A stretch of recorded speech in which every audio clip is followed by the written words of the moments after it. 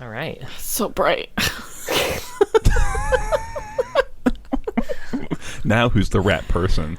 I really am. No, a couple days ago, Poppy scratched the shit out of my eye, like full on. I couldn't open it yesterday at all. No? Yeah, she was in an eye patch all day. Yeah, No it was shit. horrible. Oh. Yeah, it was so bad. I feel bad. I was No, it's okay. It feels a lot better today, but every once in a while I'll be looking at something for too long and I'm like, I can't. Like, it still kind of burns a little bit. Shit. But at least I don't have pink eye. I want to tell you, I got it like right here, so she got close, but I was she didn't get me in the actual eyeball. It was my eyeball. I could eventually feel exactly where on my cornea she had scratched because it was stinging so bad.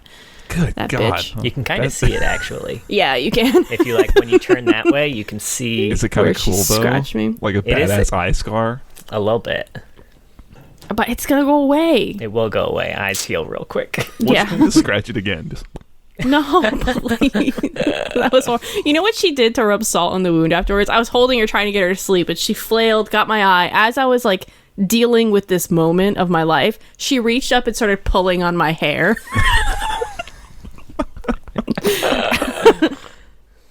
Babies. Let me tell you. She's so cute. shit. Hit you with the combo. Oh my god, it was so mean. Anyway, we ready? Yeah. Yep. Hello, lore heads, and welcome to the League, exploring the League of Legends lore from A to Z. My name is Rebecca. And I'm John. My name is Mark. Today we're talking about the Redeemer, Senna, who was released November 10th, 2019. I feel kind of bad. I've been like dreading recording this episode today because I don't know if I have it in me to talk about the fucking Ruination one more time. I know. She's just such a big part of it. I know. Oh, I was gonna say like there should be a huge fucking like warning at the start of this. It's like I didn't go back to like Rise of the Sentinels. I don't have it. Like I don't have it in me right now. No. Maybe. No. This is. I did, guys. I know you did, John. But I'm not going to be going too Masochist. deep into it, you know? We're gonna do some real skimming. This is one of those times when us doing it alphabetically is just a bad idea. The good idea would have been doing it all, just all of Getting it all out of the way at once. The Ruination itself, on it, I feel bad because I don't think the story itself is bad. But at this point, we've really beaten this horse, dead and gone. It's come back out of Thresh's lantern. We beat it again. It's it's fully dead, and there was really nothing new in reading Senna's lore that we haven't already gone over, so it was just a little exhausting. And I like Senna. I feel bad. Yeah, I think maybe like when we do Yorick, after we've done Yorick, I have it in me to do one more like revisit on Rise of the Sentinels and really come to grips with it all. That'll be... It'll be like where we all have gone through it so much that we're all like, is Rise of the Sentinels good? You know? Was it good? Yorick's a while away, so maybe. Yeah. Like, Stockholm Syndrome type. Yeah. Oh, linked on the page, she just has a bio, 2 short stories, and a video, although it's not her release trailer or her release teaser. It is. I don't remember. She's not in I it, can't remember really. which video. No, she's not. She's It's really not one not that in she's it. in. It's super weird. She has so many canon So many cinematics, yeah. none of which are on her They site. ain't there. Well, they can't put anything related to Rise of the Sentinels anywhere if they can help it. Like, that's Legally. the one thing that's why they don't update universe, because they're just worried that some Rise of the Sentinels is going to get in there somehow. Right? It's gonna sneak in.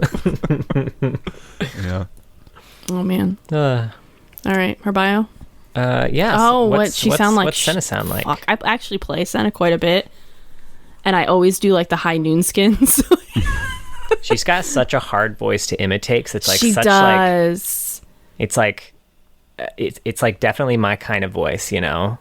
Like it's like that like Emma Stone style growl to it every time she says shit. Oh, kind of coarse. Kind of. Yeah. So I dig you it. like the voice, is what Yeah, you're saying. yeah. Okay, I thought you were saying this like, oh, I can nail this. I was like, huh. That's what I thought. I was like, absolutely I not, John. absolutely This is- cannot. I'll try, but Your voice is so much higher than Senna's. I wasn't trying to rip on you. That was just the truth. She's got a deep voice. She's got a deep voice, and I don't have one of them. No, me neither. God, I was trying to look up some of her. I got one. Okay, good. There's a whole lot of ugly in my sights. Ooh, I got a frog in my throat as I started. That could help. But I'm sticking with it. I'm sticking with it. That's my attempt. That was good. I call the first quote. You can do the second one. I cannot think of her voice. This is wild. I don't know what she sounds like. Picture, you know what? Then just guess. Yeah. Do an Emma Stone. God, now Emma Stone, huh? What does Emma Stone sound like? It's like, just do a Senna. She sounds like Senna. Do that. Oh, yeah. Just do a Senna.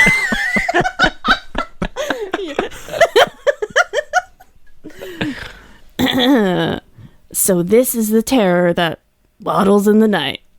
Huh. What was that? That was like 3 different imitations at once. I do play Senna. I just never heard her, I guess. I swear. I know her laugh because I Senna. spam that a lot. All right. Horsey. What? I can like horses. I can like things. Good. That was good. I had to like bring my voice down a little bit. I know. It was hurt, probably. I'm just like, all I could think about is like her yelling when she ults. That was like all I could think about. That's what I was going to say. Like the True Damage one where she says like, we're running this or something like that. Yeah, we're running this world. Yeah, I hear that all the time. And I was thinking that's all I could think about with her voice. And I'm like, that's not what she... You should have done it. Just go nuts. Yeehaw! She does that when you ult with the high noon skin. Because that's like, I think I have the voices down pretty low, but she's like yelling when you ult. So I feel like that's the only reason why that sticks out to me. Comes out nice. I feel like I always imagine her voice from the cinematics most, since I don't play her, but I like remember her voice from like the Ruination cinematic. Yeah, I can see that.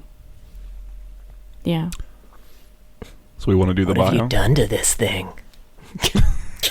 It almost, when you do it, it's almost like a stoner voice. Like, what have you done to this thing?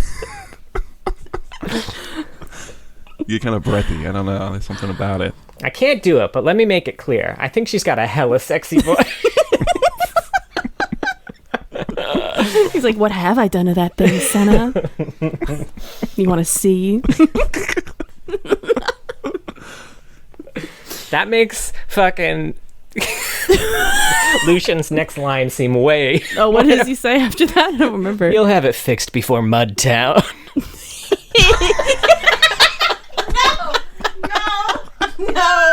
No. Stop right now. You stop that thought. You're disgusting. Man. What a vile way. We're going to Mudtown tonight. I'm like sweating now. I was cold. I was like, I'll wear a sweater for the... Senna was a normal girl. She was a normal girl on some island somewhere. I could not figure out where she was from. Some fucking island. Some fucking island. She's outside of Demacia, but not Demacian, is how it was described. I know. They say that she's from just Runeterra on like her page, which I hate. Which I fucking hate. I fucking hate it. Senna was a normal girl on some island somewhere. Wreckage from a harrowing washed up on shore one day. And when Senna went to check it out, it came to life. I don't know. It lit up in her face, and this raises all sorts of questions for me. I'm so confused. I had to go back and forth on this bio like 8 times and be like, wait, hang on. I was like, am I too dumb, or is just... I'm not sure. Anyway, the mist started attacking the island a lot. They don't know why. Weird. They survived because of a sentinel who lived nearby. I'm guessing Urias. Urias? Is that how we say his name? That sounds good to me. Okay. Yeah. Urias. We have this exact fucking conversation during Lucian's episode. I also remember what terrible joke we ended up coming up with, and I can't.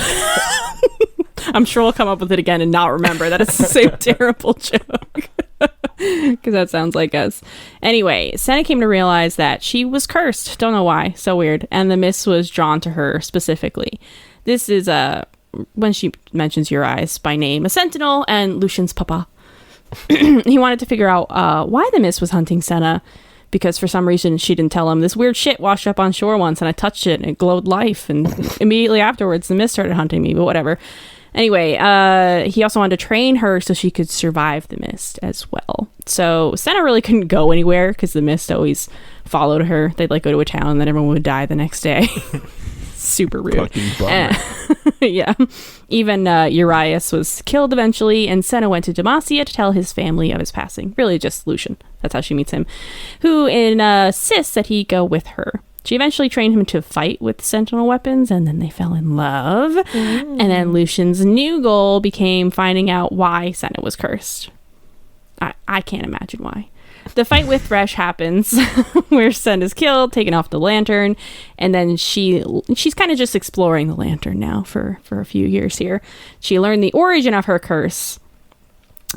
She was infected with life, is how they phrased it. I think I actually put the quote, Senna was infected with life when she touched the harrowing wreckage. I don't know what that means. It means she's infected with life. I'm so confused. Yeah. Anyway, they said she was touched by a powerful lingering soul. Isolde? Is that what they're saying? Yeah. That she was just floating around in the ocean for a while. One of the many fractured pieces of her soul. It was weird. Anyway, she could use this to pull the mist into herself and free the souls from Thresh's grasp. So when Lucian struck Thresh's lantern years later with his broken gun, Senna escaped within the mist, dead, but also not. She's got cool, like, wraith powers and stuff now, and she can use the mist to fight. Cool. Which is great, because she's got a job to do. She needs to find the Ruin King, whoever that is, and destroy him. That's how her bio ends. They didn't update that. Well, that's what I was saying. They don't want any Rise of the Sentinel shit in there. So maybe we can just pretend that she never found V8 or whoever the Ruin King is. Whoever the Ruin King. That's the pale lady. Yeah, again, not much new here except for the whole harrowing thing washing up on the island. I'm still very... So that's a lot of weird ramifications that I don't feel are ever explored again. Yeah. That the mist from the harrowing can just fucking hitchhike on boats and then just strike wherever the fuck the boats take it. What? Since when? That's a good point. I like that idea that you would have kind of like flotsam that would kind of like fuck up anything that's in... I guess it depends on like how the ocean, what do they call them, the way the water goes, the water currents, there's like a name for them, the streams, I don't know, like the Gulf Stream, the doldrums or whatever. I don't know, that's a word, I don't know what it means, but probably has something to do with water. I guess it like the idea that like northeastern, like the eastern coast of Freljord could have Shadow Isle stuff showing up because like it takes the wreckage up north or something could be cool. But yeah. The whole Isolde thing is fucking, like you said, it's very confusing because they really beat around the bush and you don't you don't get the details till you read Redeemed, and that kind of, it's like, okay, I get it now. Yeah. So there was a line in her bio too, when before she learned to let other people in, where it said she learned to keep others at a gun's length. Oh yeah, that made me cringe. Remember at this point, she doesn't have her big old gun. She's got a tiny little pistol, so that's actually not really close. Yeah, you're right. They're pretty close by. Someone kind of forgot your about arm that. is way longer than your gun, so keep them at an arm's length. Man. Also, Yeah, I feel like they really yada-yada'd over Urias's death here. They were like, and then she was trained by this man and saved her life and taught her how to be a sentinel. And then even after he was slain, it's like, wait, he was what now? Go back a second. I feel like he deserves a little bit more than that. We got a lot of shit to get through. I don't know how long this bio is, but it felt dense. We don't have time. We can't fucking waste time, man. Yeah, I mean, that's something that, like... Oh, go ahead. Well, I mean, as you were going through the bio, Rebecca, it made me think, you could have played up an angle of, like... Do you think Senna feels guilty about Urias dying? Because she kind of carries this... She's like got a big homing beacon on her, right? So wherever she goes, she puts people in danger. And that seems to be something that she thinks about. That's why she keeps people out, because I don't want them to get hurt. Now Urias is dead. I feel like you feel some guilt about that? I don't know. I think so, because I think it mentioned that, like, they mentioned there that she didn't let many people in, and then after Urias died, even less. So I mean, I feel like I mean, fair. I don't know that they're telling us that, but then almost immediately she was like, "Well, I guess his son." Well, look at him. She describes him as being full of humor and love, which, for the record, full of humor. Our Lucian? He changed. Our boy? Man. I don't remember. Where's all that been hiding? I feel like I remember with one of Lucian's short stories, we also had wished that Urias's death was more of a part of it. I feel like with both of these characters now, he's really like, he's why they've met, and he seems like kind of a big deal. And Lucian's relationship with him was interesting because he so desperately wanted to train with his father, who refused to train him. And then, yeah, so that's all fun and interesting, but they were just like, well, he died. Rip. Right? I don't know. You're completely right. It's a little weird. I feel like why not just make, like, Senna a member of, like one of her parents is a sentinel, and that's how she can, like, knew all this shit. And then tragedy happened because she's a league champion, so her parents are gonna fucking die, right? Not anymore. Not these days. Some of them are living now. That is true. That's true. Yeah. But yeah, it's, I don't know. Like you said, it's exactly something we talked about with Lucian, and I don't know. I'm almost like, I don't get that upset with it with Senna. It's like, whatever. I don't expect as much from her in regards to him, but yeah. I will say I did learn one piece of information from this bio. Oh. So the way they described her wraith form in here was said embracing her death every time she transforms into a wraith. She becomes like those she fought, only to be reborn again thanks to the life infecting her.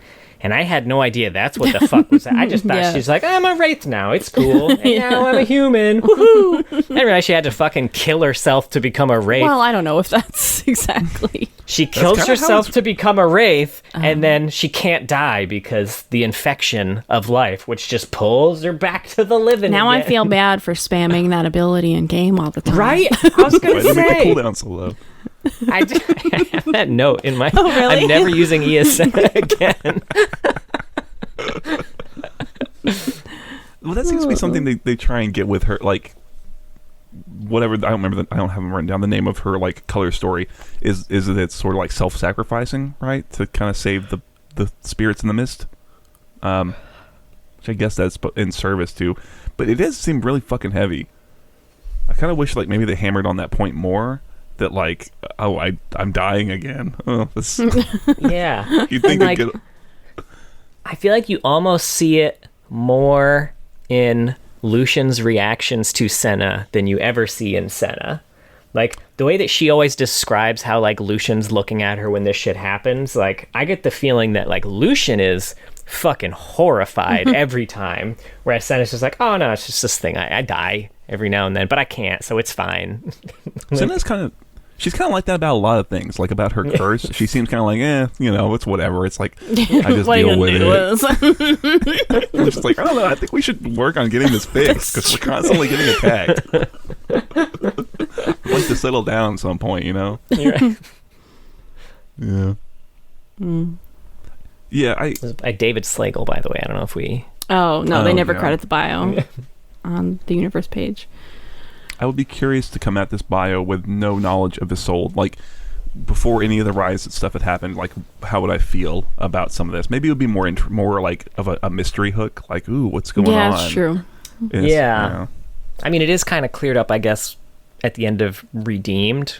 You kind of get a lot more. But I don't think that was released about that, with but her. Yeah, it didn't get released until much later. Yeah, that was like something that was a lead up to Rise, right? Which is kind of the thing with. That's what sucks so hard for Senna, is that like one of the big like culminations of her arc, I guess, is all tied up in Rise of the Sentinels, which we just despise.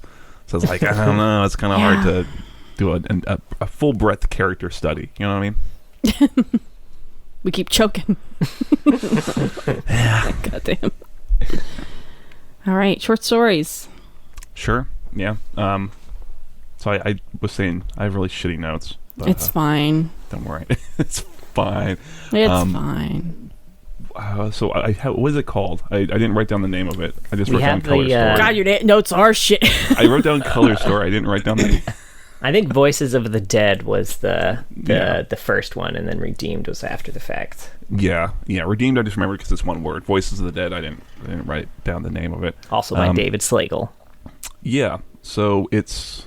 I think all these stories are her post Lantern. There are none of like pre Lantern or mid Lantern for Senna. So it's her and Lucian are out. They're in Ionia, it says, and they're essentially there because one of the other Sentinels, whose name I didn't like, Alibor. What was that damn Sentinel's name? Alabaster. John in his notes wrote down rookie, so apparently another Sentinel who called us here rookie. We know that's good because this Sentinel spoiler dies, so maybe that's for the best. Right? Honestly, it is.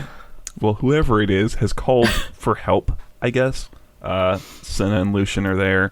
She goes to go find this Sentinel and finds out they're dead, and their rookie, their apprentice, whose name I didn't write down, is there instead. The Sentinel has died, but their apprentice is still there. They save the apprentice, I guess. They see that the mist is coalescing around this like catacomb, and they get down into the catacomb, and it's like a manifestation of Viego before they had Viego figured out. So it's just sort of a formless, angry spirit. Yeah, it is the Kind of Ruin a King. half-formed Voldemort, basically. Kinda, yeah. some guy Right. had a. And, We got a few. All we know is that this dude's gonna have a six-pack. Just have it be a floating misty six-pack. We'll figure out the rest later. Get those pale hot crossbones in there. That's all we need. It's like when they do champion development and they've got like the temporary like splash images for the loading where it's just MS Paint or some shit. Yeah. It's an MS Paint version of Viego. I love that. She shoots him and blows him away. She does the thing where she goes. The big like final scene is she does the thing where she turns into a wraith and she kind of takes in all of the pain and whatever that all these mists are experiencing and kind of like frees them, and then uses that pain in her gun to shoot darkness at Viego and blast him away. And they kind of conclude it with that, like, oh, that's the Ruin King. Yep, he's in another tomb searching around for something. He's up to no good. He's doing something. That darn Ruin King. They're gonna get you. And then they shake their fists angrily at the Shadow Isles. At the cloud. Yeah. That's kind of how it ends. Yeah. What did y'all think of this? This one, there were parts of this that read super awkwardly to me. Like, I had to... There was a few confusing choices of phrasing that I had to reread several times. Like, what the fuck are they trying to say here? I felt like I was losing it. I'm so tired today, and I was trying to read this, and I was like... Am I like, what the fuck is wrong with me? Is my reading comprehension just gone? No, it was a little awkward at times. Yeah, for sure. I was trying to figure out how to describe that. You put it to words most expertly. Like so they do a lot in this story. What do you call it when it's like a little standalone single sentence paragraph? There's a name for that, right? Well, they do that, and they do it a lot. And like in the first like 2 paragraphs, it's like, what does it say? The mist steals words too, the screams of those who die within. Once they were my screams, but I'm alive now. It's like, what? What? What do you mean? This sounds like my high school poetry. Right? And first of all, you're not even really. You're It's true. She kind of is. temporarily, kind of, sort of. Yeah. Right? At times. Through this story, you died. She can't die, so that's, yeah. I'm cursed with aliveness. Because of that damn debris that washed on shore. She was out metal detecting, like one of those old guys at the beach. Never again. All for just coins. Yeah, I completely agree. I wish I had more examples, but there's a lot of instances like that where, like you said, where it's really awkward. I don't quite know how it's supposed to read. I think a lot of it kind of comes off as if it's supposed to read very cool. Like a lot of these lines where it's like, I was alive or dead or whatever once. No, I'm not. I was dead a lot. Something. I don't know. I was something and now I was I'm not. somewhere at once. Somebody somewhere somehow. Yeah, it's got fan fiction vibes is kind of what I want to say, but not. There's some great fanfic out there. That's like it feels like a kind of a mediocre one that Like you a keep reading. stereotypical one. That, Yeah. like, you know. That you're like, well, I read all the good ones for this ship that I like already, so now I'm just gonna read this not so great one because I'm still hungry for it. So, Let me Take read this anything. one by Senna Lover 420. hey, Don't look, shit talk Senna Lover Sonic 420. 69. it's so clear you've never browsed fan fiction sites, or not recently How anyway. dare you? I read because all sorts of Chrono Trigger XXX. / Chrono Cross fan fiction. back in like 2003. That's Pretty in the exactly know. the year. Really?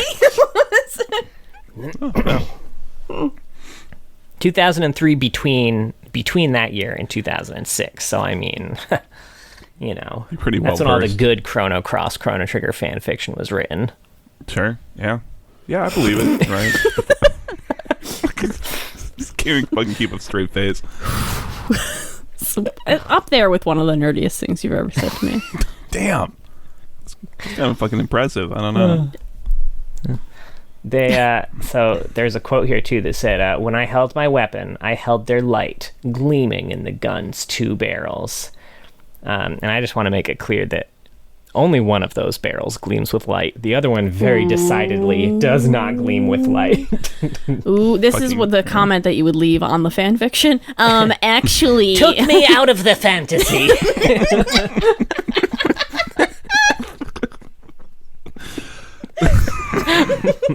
I feel like I've gotten that comment on fan fiction I've written before.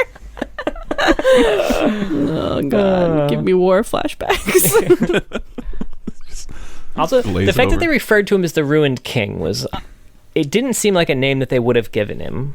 Like, I'm curious where Where they got that? they got Did that. he have a name tag on? Yeah. Yeah, like who's spreading the Ruined King stories? Good point. That's a really good Rise. point. Riot, you know. Rise it. There's that item in that game, you know. Oh yeah. I bought one of these. It's called Blade of the Ruined King. Maybe it's that guy. Yeah. It's funny that Senna and Lucian could both theoretically just buy that and have it be a normal thing that they use. It's almost like the game doesn't make any sense. We need to bring back the Institute of War to fix this shit. That's why they got rid of the institute. That's why they joined the League of... You know that would have been a Journal of Justice question. It'd be like, why would Senna buy a Blade of the Ruined A mailbag of King? justice.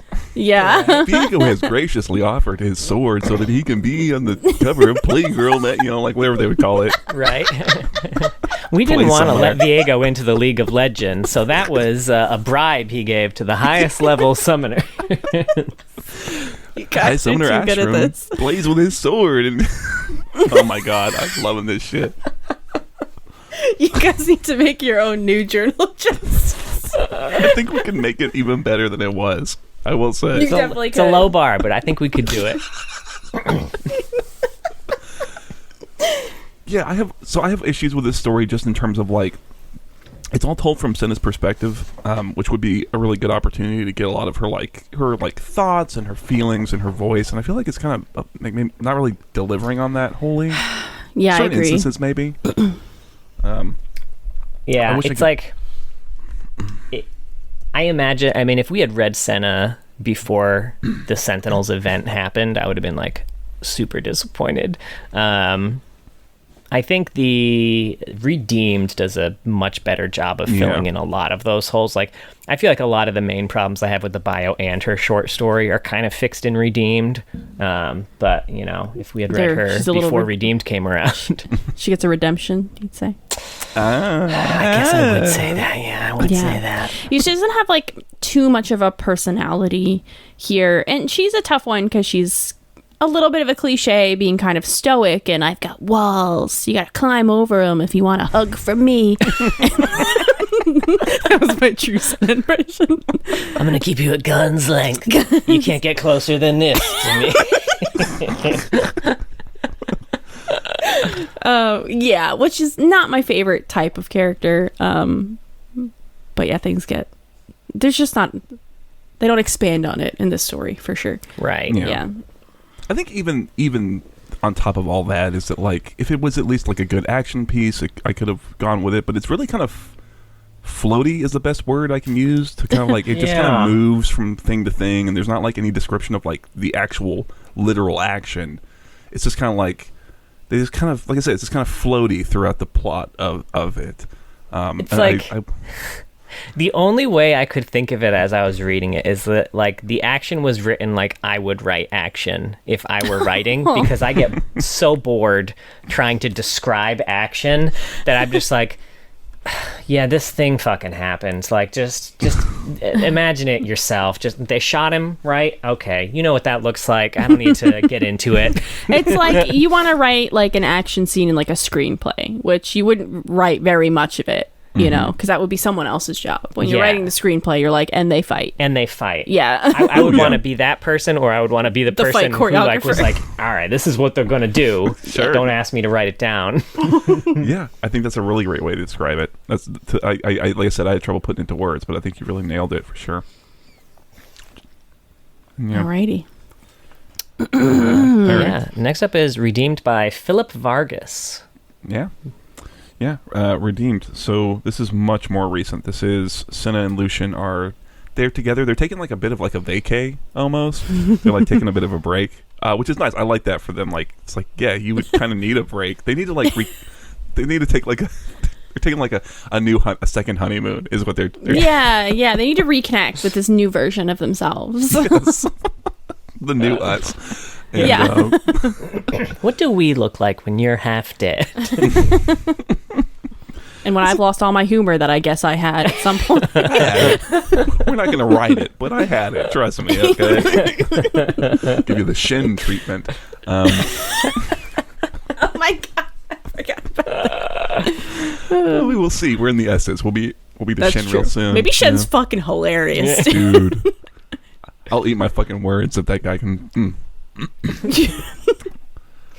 But they're chilling, and Senna kind of gets this like tinge. There's like this kind of internal monologue thing that's kind of running throughout it, and when you're first reading it, it comes off like that's just her thoughts, but it's not. It's a standalone kind of. It's a soul. It's a soul to everybody who's kind of like warning her. Sorry, I'm not gonna fuck around. We all know what's happening here. Isolde is kind of like her instincts, and she's getting the sense of like something's happening in Bilgewater. We got to go.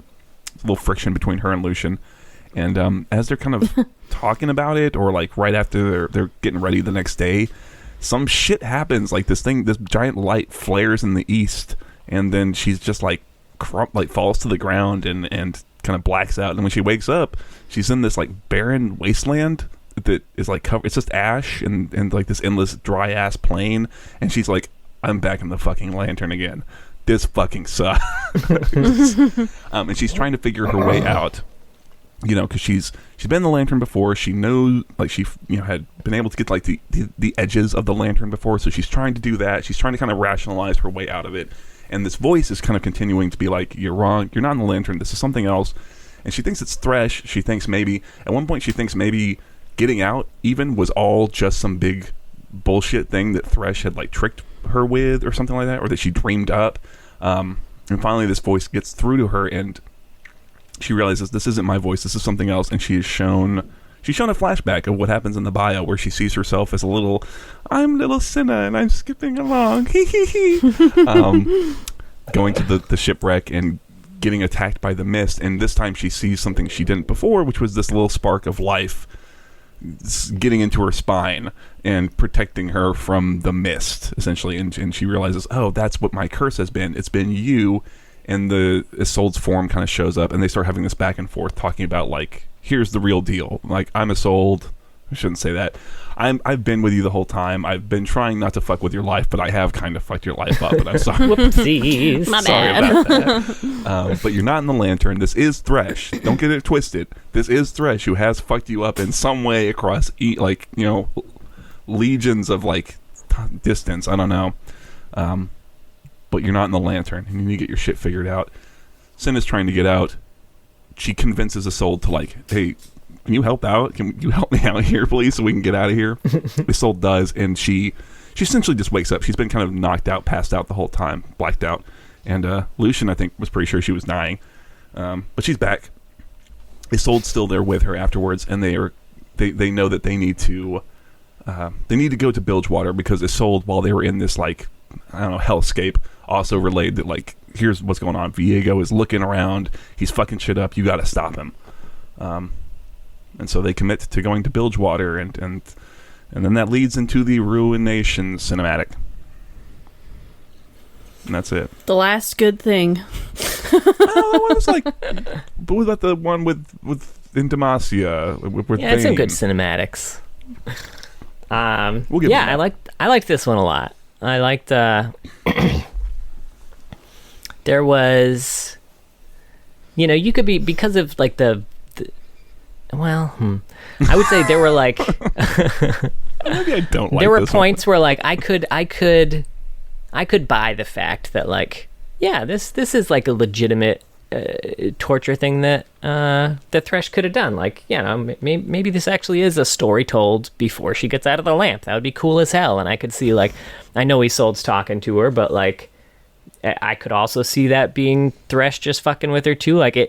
It made me impressed at the types of torture that Thresh would do, because she does specifically say Thresh doesn't physically torture you in the Lantern. That's he's above that. All he does is mentally torture you, and this would be the perfect fucking thing, just making her think she escaped, and then she's just back in the Lantern after being that'd be cool as hell.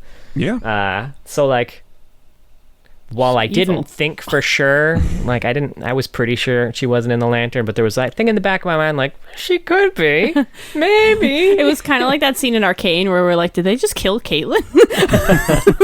They wouldn't, Sure. right? They didn't just do that. They wouldn't do that, right? Put her back in. It was.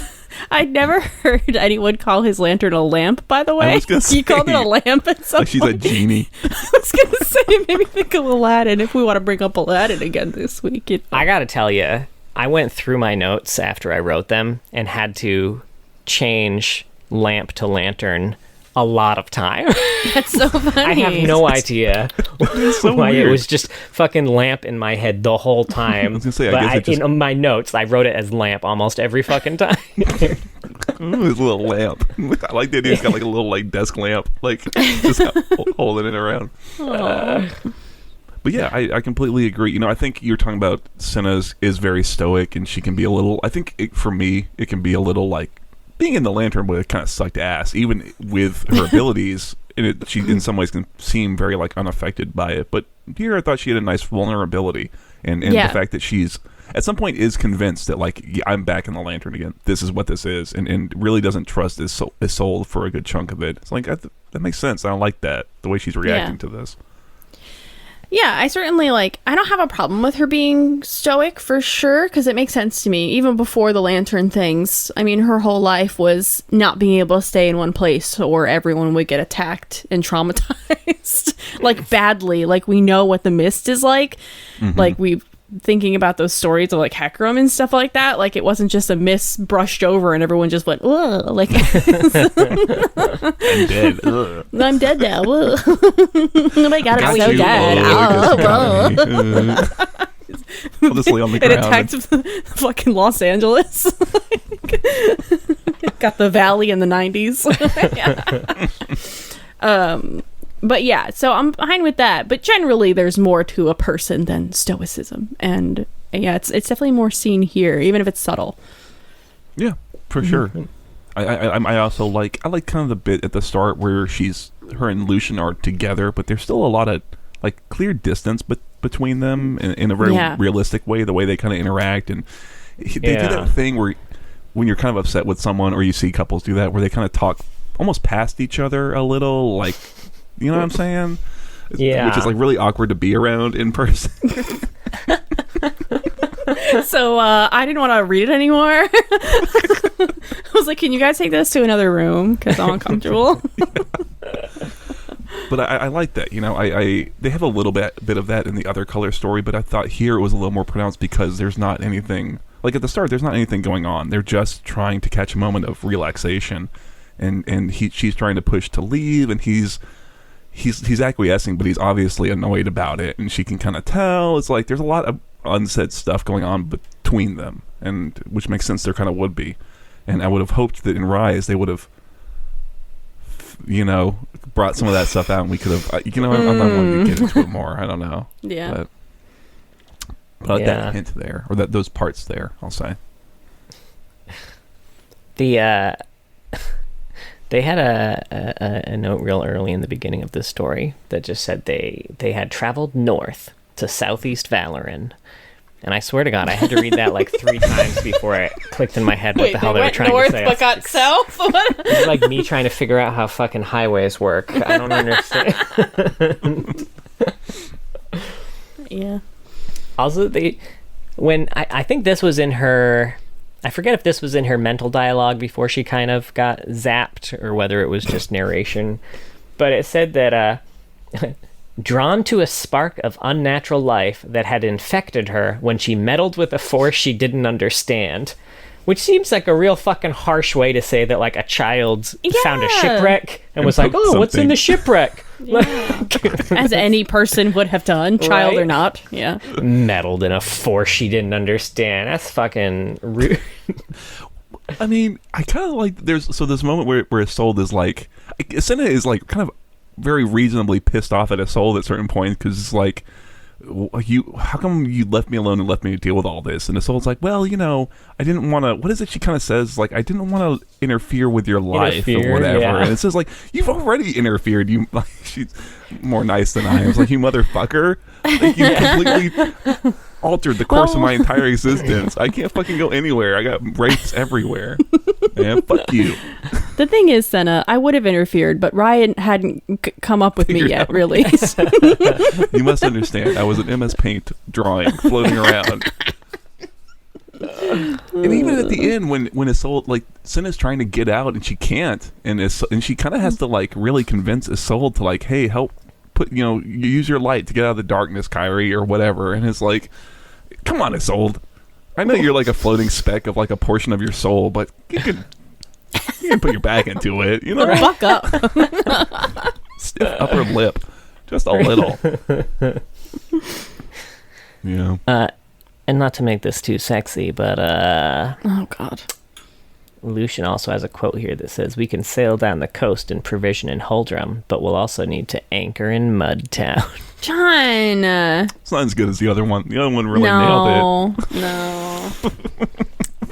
Well, I just wrote that down because I was excited, like, hey, I know that place. But I hadn't anticipated that it would be sexy when we talked about it the first time. But now they're anchoring there. Sexy's a strong word for what we did to that word. Okay, well, speaking of sexy, the next line I wrote down, which I also completely misread.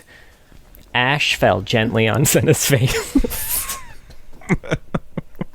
What did you read it as?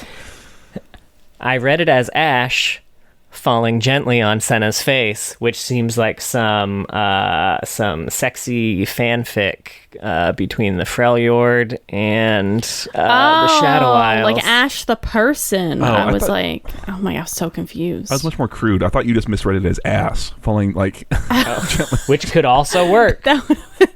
See, you gave John way more credit. I was like, did you think it said come? Like, what did you? Wow. How did you misread that? I was. For the the record, there is an episode of the original, like season 1 of Pokemon, the animated series, where the reporters go to Ash Ketchum's mom and they're like, oh, we wanted to talk to you about your son. And she says, you want my Ash on TV? And I fucking died laughing, and it's been in my head ever since. Great. I just wanted to share that with the world. Thank you for putting that into the brains. You know, there's like treasured memories that people had that have now been replaced with Ketchum's mom saying something vaguely sexual. You're welcome. You're welcome. Are we done with this story? No, I have some more notes. Great. Less sexy. So another Than that? I don't know if that's possible. So an interesting thing here, and I don't know if this is just because it happened in her head or if this is a legitimate thing or not, but it said, Senna called to the black mist, but drew smoke and embers instead. The poor substitutes rushed in, transforming her into a wraith shrouded by death. Like, fucking, excuse me? You can just do that with smoke? You don't need to pull in wraiths? Yeah, but it's not as Is good. it just any vague, like, cloud material you can pull in and die? Someone's smoking weed and she's Lucian's vaping around her constantly. she's just Here you turning go, into this big cotton puff. Wow. Oh, man. Yeah, Gives a whole new meaning to blowing clouds. I suppose it Sex does. stuff. So another thing here. So we're talking about how like Thresh kind of zapped her. He Yeah. said, like, yeah, the threat is very real. It was Thresh's powers that struck you down. His reach extends across the world, but Bilgewater's his goal for now. Like, what kind of fucking crazy Thresh bullshit power is this? When did he get it? Why do we never see it again? It seems like this is the type of shit he'd be using all the time. Like, What oh is no, he- I can just fucking zap anyone from across the world. And what like, the hell's in Bilgewater that he wants so badly? He wants a locket or some bullshit. I don't remember.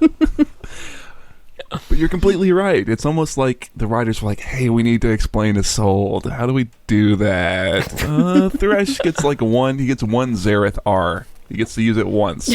right? A super targeted Karthus ult. I got one. I got one in me. That would be really cool. You know what? That would be a great way of explaining it. That he like did some sort of deal or something with Karthus, because Karthus is kicking around over there, and he Yeah. got a little He's Karthus like- ult. And we know that, like, Don't pretend Well- that Riot remembers who Karthus is. but he's in all those pentakill albums. That's true. They remember him for Pentakill only.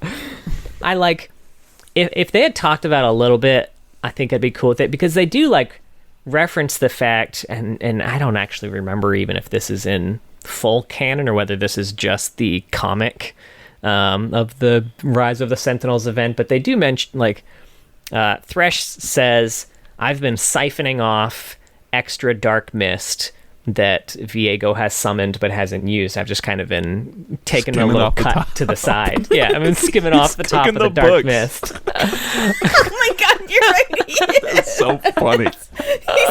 He bought a car wash and he's laundering souls. But then he uses that power to literally like he becomes stronger than all the Sentinels combined. They have a showdown at the end of the comic where he just instantly defeats all of them and is like, but I won't kill you as long as you give me Senna. That's all I kind of want. I just need a soul for a soul. She escaped the lamp. You give her back. Like, it's a fair play. But he like just single-handedly beats the entire team, which, keep in mind at this point, does include a demigod. Yeah. So You know like, what? You know what he didn't do? He didn't drop like a building. yeah, like he a didn't drop wall on any them. buildings, which is where he went wrong. Yeah. But so that's from skimming some souls off the top. So it is feasible that like, yeah, he's just been sucking up souls and now he can shoot lightning every now and then. I mean, he But is I would like an the- explanation. He's what the I big love. bad now. So That's I love it when my antagonists just have these random like fuck off powers that they can just sometimes use when it's like appropriate or Right. convenient. You know what I mean? Except then when you beat them and get them converted to your team, they're fucking like level Right. 5 shit. All the None of souls those shoot Do out. that lightning ability. Oh no, I'm out I of don't have souls. that. All I have is tail whip. Sorry. How does tail whip work on Thresh? You just shake his bony ass at him? Maybe. I don't fucking know. Or whatever Thresh has got under there. Ooh, that's a good question. It's a really good one. That's where Mudtown is. It's under that robe. Some of that road dog. Oh man. I also love one of the last lines here we sold to Senna was like, "You're the best hope. The years of training, the powers you wield, even your time in the lantern, all helped you become a formidable weapon." And in almost every version of this story, she goes down immediately when fighting Viego know. and needs to be rescued by Action. Yeah. You know what? Rise of the Sentinels really sucks, and I think that's another reason why. They had this new champ. They had to get him to do something, Look, we got you know. Upon reread, I did not like it when I first read it, for sure. Upon reread, the comic may be the best telling of the events of this whole thing. Okay. probably. I think we had liked it best Yeah. when we did Rise of the Sentinels, if I remember. That's kind of what I remember too. I mean, the Yeah. cinematics are all over the place, and we won't talk What? about the visual novel, so it's like, I mean, that was, yeah. yeah, God, there was one line from it. I don't know. Isolde comes off kind of. There's some things about Isolde's decision making maybe that I find like I take umbrage with. I guess because she's like, who is it? She says to her like, well, I started out, I had to protect you, and then I saw, how the girl you were and the woman you've become, and I had to see it through to the end. I'm like, what? What do you mean you had to see it through to the end? Maybe just let her live her that fucking mean? life. I don't know. Yeah, they does have- that mean? You're a spirit. You don't need to be in her to watch her, I don't think. I would say Isolde was really one of like the worst victims of this like too many writers working on this at once, because she's so vastly different depending on what. And there's a lot of Yeah. cool ideas here, like her connecting with Senna and them bonding and them taking down Viego. That could have been really interesting. But then in the Ruination book, we have the idea of Gwen. I found that most interesting, and in the Ruination book is that she bonded with this doll because she had literally no friends anymore after Viego cut everyone important out of her life, and then a soul ended up in this one comfort that she had, and then that came to life and killed Viego. That's also badass, but pick one of them and then also make Gwen cooler. If you're gonna do that one. too. Yeah. But yeah, it's definitely just kind of a varied mess, which if we were just reading this, I don't know how I would feel about it, but we have so many renditions of Isolde now, and they're all so different. Yeah. Yeah, I think you're right. But I don't want to be too harsh. I did like this story. I feel like I've been Yeah, I like railing this. on it. This is my favorite Senna story. Yeah. Yeah, Canon for Senna sure. story. She's Got a lot of non-canon stories. But she's mentioned in a bunch too. So there's Homebound by Philip Vargas, which is a Lucian story from before Senna was rescued from the Lantern. So Senna shows up 4 times in this story. I have quotes of all 4 appearances. Senna could feel him every time he neared, a cruel and taunting howl as Senna wailed in agony. Senna's screams echoed through his mind. And then the final appearance, Senna's screams echoed through his mind. Those are the 4 times Senna showed up in the story. 3 She's of the just 4 yelling. times just fucking screaming in his mind. So, she's carrying a lot of weight there. And then she shows up in Hunter of Shadows by Anthony Reynolds Lenne, where we get to see a training scene of Senna teaching Lucian how to fire the relic weapons, but then he gets too distracted by her to do it, which, yeah. She shows up in an intimate evening at Oyster Bill's when Neela's kicking around graves. I mean, He now tries that's to a send her sexy Senna's way. title. We go to Sorry. Oyster Bill's or Mudtown tonight? Oyster Bill's in the town. He's These are horrible names you're giving the genitalia. It's funny too because she's kicking Graves around, and he's like, "No, you're not looking for me. You're looking for Senna." So she's sending Neela to find Senna to have an intimate evening at Oyster Bill's. I remember that story now. That's a good one. Mm-hmm. And then in the Ruined King game, she's mentioned. Great. She's not one of the characters or anything, but they talk about her. They're talking shit about Senna all the time. In Shadows and Reflections, which is the Lucian reveal, he's all like, "He took Senna from me." She wasn't actually named Senna at the time. He just says, "Thresh took her from me." So my wife. I don't even think he says My wife. I don't even think he says Thresh. Is this in like his song? Like the Not the login screen, right? No, not the login screen. okay. This is like a little microsite. Yeah. Because we do get to see her in his login She screen. looks very different. She looks very different. Yeah. Still my favorite login screen for anyone though. It's very cool. Lucian's is the best, yeah. Yeah. Kicks And fucking ass. they got Crystal Method back to do her theme too. I love her theme. Her theme is Yeah. up there as one of my favorites, yeah. That That's was cool a though. I good didn't realize touch.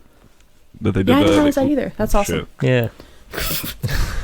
And then finally, the Chain Warden, Anthony Reynolds Lene. This is the Thresh bio, where he admits that Senna is the only soul to have ever escaped his lantern. But he also says that he let them have that little victory because the game's not over yet. I think he's making that up. Probably. League of Legends is not over yet. Hell yeah. I'll say I don't like that idea. Like I think Thresh is I like the idea that Thresh is really like this big bad secretly the whole time. I find that very interesting. That happened in the Ruination novel. That was great. But sometimes maybe he loses a battle. Like it's okay. He doesn't have to win every battle. I prefer the idea that her escape was not intentional. I don't know. But Oh yeah, I completely agree. Right, and Yeah. it makes more sense. It's more fun to have him be really pissed off, and that would explain like why he's using his big ultimate move on her across the map. Right. yeah. Yeah, and why he's willing to let all the Sentinels go, even though he clearly could have killed them, just to get Senna for funsies. Sure. Right. He seems to be someone who's super into like having control over everything. So having someone who got away or defied him, yeah, lines up with at least like Ruination book. Yeah. And last thing, obviously, the Sentinels of Light. Visual novel in the client. Won't get into the specifics here, but basically this is just Senna and Lucian traveling all over the world, searching for fetters that have pieces of Isolde's soul before Viego can get them to revive her. They're recruiting folks along the way, but so is Viego. They're always slower than Viego, so he gets to literally all of them before them. And the big difference in this version of the story versus the two other versions of the story that we get is that one of the fetters is Yorick's Maiden of the Mist, in the visual novel, and in the end, this is the one where Thresh overpowers them, not the comic, where he's just okay. like, hey, Okay. I'm hella strong now, so give me Senna. Do it. Do it. I want it. You won't. Give Do it. You You won't. won't. And then that's when Rookie's like, you can take my soul instead, but then just teleports them all away instead. So, You should have taken Rookie. who got you? Why would he take something that's worthless though? Like, come on. Send it for rookie. Rough. Bad trade. I know, that's true. And then, like we mentioned, she's in a bunch of cinematics.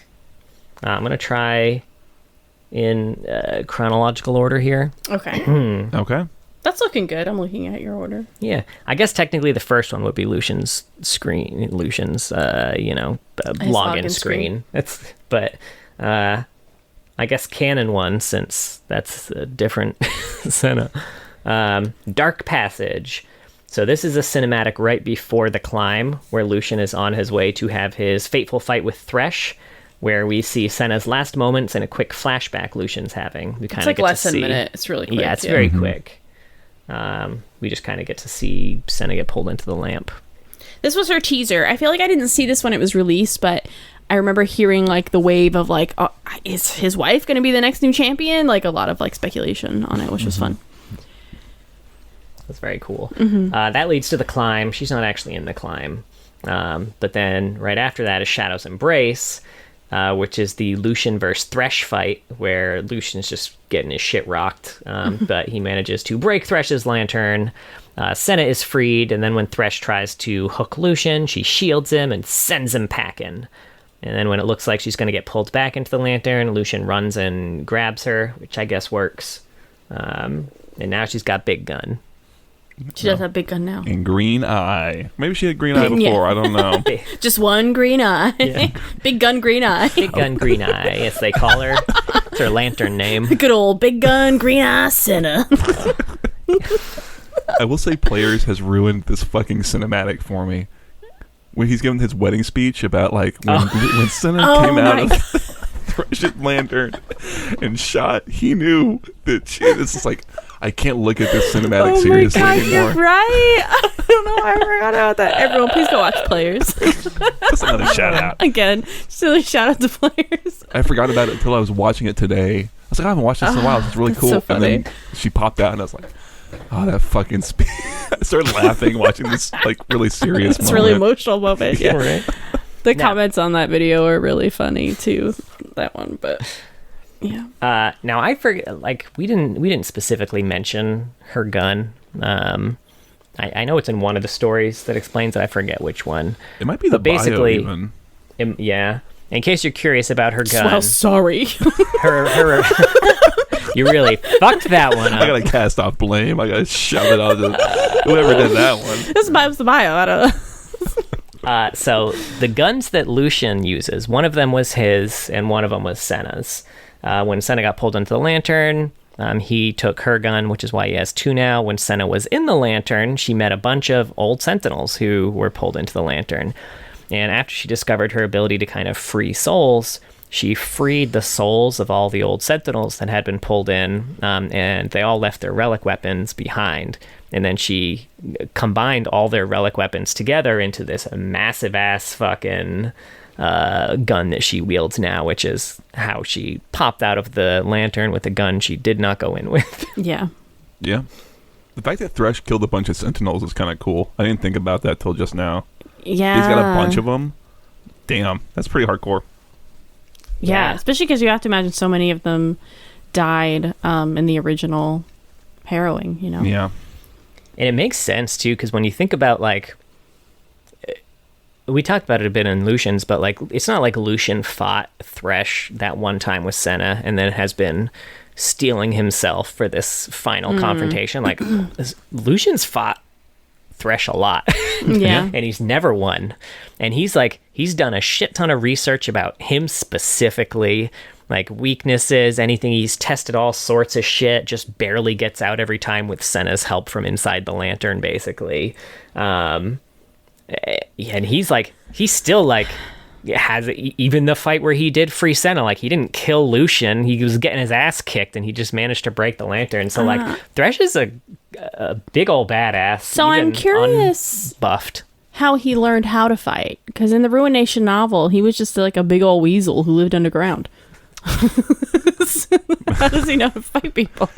Well, you know, he's got a lot of time been down alive a there. while. He plays with his chain, you know. Right. He does seem like someone that would just spend like Oh my god, 12 hours a day just like practicing spinning a chain Yeah. to look fucking cool. Yeah. He's like the little flip blade Star people. Wars kid. Oh yeah. I got my devil sticks. I've been really working on them, getting ready for my contact juggling for Ren Fair. I don't know. God, I would, if I could do contact juggling, I would do that shit all the time. Okay, Thresh. I see what's happening here. That's how you know someone's a fucking evil person. Right. They do contact juggling. What the fuck is contact juggling? Glass think- ball. Yeah, Labyrinth, David Bowie. Yeah, I think Labyrinth, David Bowie. Oh. We've been looking like we've been taking In that one ball sacks episode while of, we're I doing think, Curtis Connor tried to learn it too, I think. Oh, right. Anywho. Then we got Ruination. This one is where Lucian and Senna are on their way to Mudtown, and the mist catches them. They charge in, and Viego shows up all overpowered as hell. He starts pulling Isolde's soul from Senna, and it looks like he mostly succeeded. But there must have been a bit of her left in there because the rest of the event happened. So, It's very confusing. and given that it was Isolde's soul that was giving Senna her unnatural life, she probably would have just gone and died if Viego had succeeded. But I guess more on that later. Yeah, I don't know. Yeah, I am literally just now realizing that raises massive questions for like what So happened many at the end of- questions. Okay. That doesn't make any fucking sense. That doesn't make sense. Great. Rise of the Sentinels is not very good. Just in case we haven't made it clear. Then we got Before Dawn. So Ruin Shyvana's causing havoc in Demacia. Vayne's fighting her, but is just getting fucking outclassed. Lucian and Senna come to the rescue, and the three defeat her. Vayne wants to murder her, but Senna spares her. Lucian, rightly, doesn't want Vayne on the team, but Senna insists they need all the help they can get. I'm not sure what significance there was in Poppy and Vayne finding the Sentinels of Light symbol at the end of the Ruination cinematic, because when they do find each other later, she doesn't seem to know shit about the Sentinels, but I guess who cares? Great. Yeah. Great. I'm always constantly reminded about the end of that cinematic with Poppy and Vayne and how interesting that would have been. Although, I don't know. I think we need to talk about it. Like, did Vayne see Poppy? Does she hate Poppy? She hates magic. Doesn't make any sense. I think she hates. I know it's wild. I think she hates monsters more than magic. But I don't know. Who knows? Then what defines a monster? It's another poem I wrote know in it high when I school. see it. It's like, yeah. And then finally, we have Absolution. So the Sentinels try to set a trap for Viego, and it looks like it's working, but then he just overpowers them, stabs Gwen, drags Senna away after creepily caressing her face, and then pulls Isolde's soul fragments out of Senna and Gwen, but then Akshan shoots the fragments, which brings them back to life, and Senna pulls the dark mist out of Viego and shoots him so Gwen can bind him. And I have a lot of questions about this. So, okay, let's You lost me. God. So Akshan shoots Isolde's soul. Okay. So according to Absolution rules, it should then revive anyone Isolde killed. Now, Yes. technically, Isolde killed Viego. So technically, Viego should revive, I guess, at this point. But Viego pulled Isolde's soul fragments out of Senna. Does that count as a Viego murdering Senna, or does that count as Isolde murdering Senna? I don't know, but they... So what ended up happening was he shot the soul, and then Senna and Gwen came back. Makes sense. And then... I don't know whether that means that she can't turn into a wraith anymore because she's officially revived and doesn't have Isolde in her anymore. I would like that If- idea, if actually. so, I don't know how she managed to pull the black mist out That's of true. Viego. But that and would then be use it as a interesting weapon. for Senna to not have that anymore. Sure. Like she's I don't know. kind of back to normal, but she's in some way lost that because she has just connected with Isolde and kind of like come to appreciate that. Yeah, that would be a good way I don't to know. progressing her. We need like a giant like in like NASA like back when they were landing on the fucking moon and they had like these giant like chalkboards. Like we need one of those to like just map out the whole Right. equation. That's what we need. Anyway, she has a happy reunion with Lucian at the end of this. They're all good. The end. The end. Yay. And now she's part of Steadfast Heart comics, which are another telling of the events of the Sentinels of Light. So, issue 1, we get to see a side-by-side of Lucian and Senna's relationship, contrasted with Viego and Isolde's. The former goes through what looks to be a lifetime of memories. Shared battles, special moments, training. The latter covers their wedding day. Both cover the deaths. Also... This is where we get the view of the assassination, where somebody yells for Viego to look out. So he just stands up, but the dagger doesn't even look like it was ever aimed at him and just hits Isolde. He's dumb. And then we see what each sacrificed to bring back their love. So Lucian was willing to sacrifice himself. Viego was willing to sacrifice everything other than himself. He's dumb. And then issue 2, we get the comic version of the fight from Shadow's Embrace. It's dumb. Nah, it's pretty cool. Issue 3, Lucian and Senna and Demacia looking for recruits and fighting darkness. and they're attacked by shades. Vayne accidentally shoots a shade while trying to shoot Senna. So she sucks as a person and as a shooter, apparently. Her weapons are useless, so they offer her a relic weapon, so she joins the crew for now. Because she tries to kill Senna, and they're like, hey, want to join our team? We need all the help we could get. Issue 4, they're done recruiting. They've headed to the Ruined King. Lucian's worried and says he doesn't want to lose Senna. Senna's all like, well, I mean, let's be real, it might happen, so we should be prepared for that. And then he's like, no! This is where we also get flashbacks to all the other recruitments, where we get that dumb scene where we see Riven say the dumb thing about Noxian armor, even though she chokes a dude out and doesn't have anything to do with his back being armored. And then Aurelia. Senna tries real hard to get Aurelia to forgive Riven by saying, please, which works. With a cherry on top. Can we just forgive the little war crimes for a minute? All those little pesky war crimes. We got a true enemy here. Just a little bit of war crimes. Just a little bit.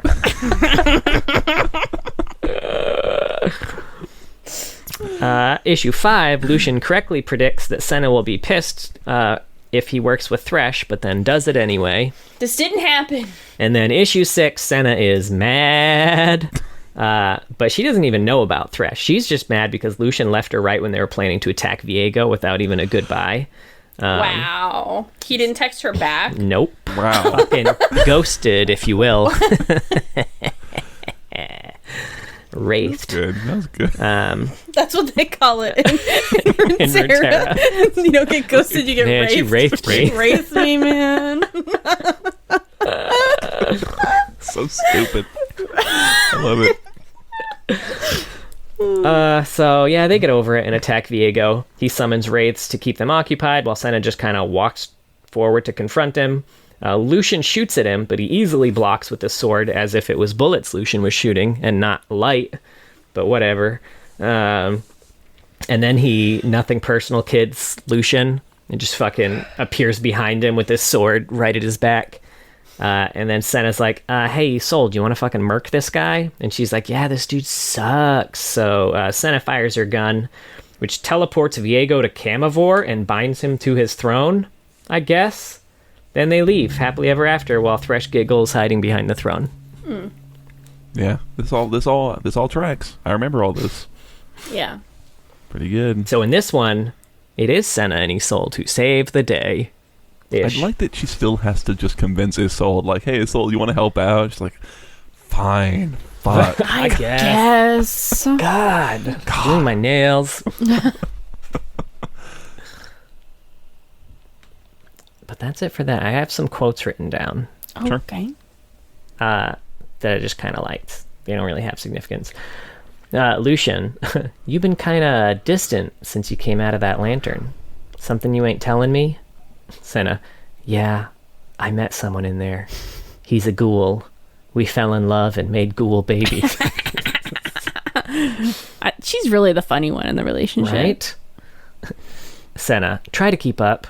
Lucian, try to be less beautiful. Senna, I can turn into a screaming cloud. Lucian, right, I'll keep up. Then she's got a line that says, Sentinel, wife, a beacon unto damn darkness. When can I just be a person? When can I be me? And it sounds like a speech from a Disney princess would give. She's about to break in a song there. Right. A lady, a princess, a betrothed. When can I be me? When can I just be me? I feel like there's a dark cloud hanging over my head. Oh, man. Really, I'm liking it. Getting real show tunes on here. I like it. She's got a quote to Thresh that says, at the center of your lantern, there's a soul, wretched and afraid. I think it's you.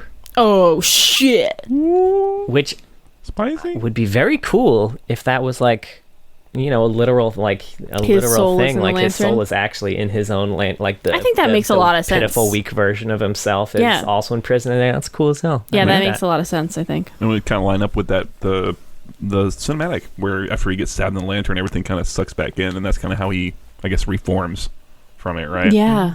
Mm-hmm. And then finally, she's got a quote to Vane. Oh, shit. Vane, you can aim for my heart when you find your own. Damn. Come on. Damn! It's right Got here. him. My heart's in my chest. Vane's just a drooling moron.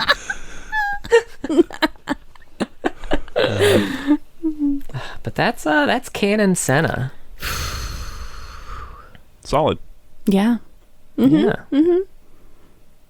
I like it. I think my overall thoughts for canon Senna is like, I kind of wish that she had been written differently pre-lamp, I think. Like Lantern. pre-lantern. Pre-lantern. Pre-Hello Kitty lamp. Because like I think like the lantern is like a really traumatic experience, right? And like that shit will like it will like in theory it would really change you. Like people talk about like coming back from war or like Peace Corps or even shit like, you know, the trail. You know, like you come back a different person, you can't connect with people, you're like you've had experiences that they just don't understand, so you can't even tell them about it, they just don't understand. Like it would be very cool to see like an evolution of who she was before the lantern and who she was after, but because they wrote her to be so fucking stoic before the lantern, you don't really get to see any evolution afterwards, and I really would have liked to see like a contrast before and after. Yeah. I really think- agree. Go ahead. I was just gonna say, I think what could have worked is if we don't see an evolution of the after initially, because I can understand her being so closed off before the lantern, and then after the lantern attempting to still be that person and still be closed off and still be her same self, and then seeing that kind of crumble away, and she's at a point where like she does need to talk about this, if that makes sense. I don't know. Sure. But we definitely don't get that. I think with a lot of league champions, we often don't see the result of a lot of trauma. Yeah. Yeah, or they I end feel up, like that's why Pantheon stuck out so much. That's true. That's true. Yeah. That's really true. Or they end up as villains, and sometimes they're good villains, but it's still like, you know, having someone who's, I mean, I think way back you had said something, Rebecca, about wanting someone who's gone through stuff like that and who comes out better for it, or has like can become a better person at the end of all of it, which can be nice.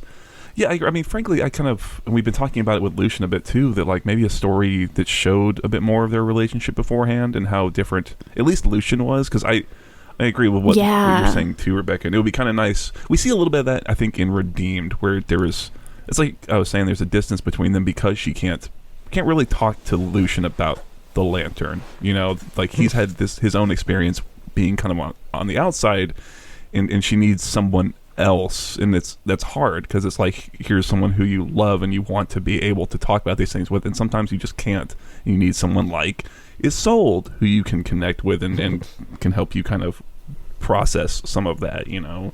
And there's a lot of potential in all of that, really, and I really like it. Frankly, looking through the quotes, it made me think a little bit of Zaya Rakan, and I think it would be a neat idea to really hammer home like how different the Lucian Senna relationship is, especially now compared to those two. Whereas like Zaya Rakan are just in that sort of like completely head over heels, like, you know, we're completely connected. We understand each other without having to say anything. And Lucian and Senna were like that, and now something's happened that has broken that, and they have to figure it out, right, in the aftermath of it, which I really would love for Riot to have explored.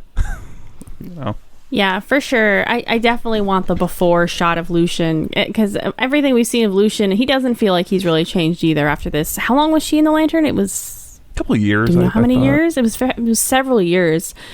And I also like the idea of Senna coming out and kind of almost needing that version of Lucian, and he's not there anymore. Like, he doesn't exist.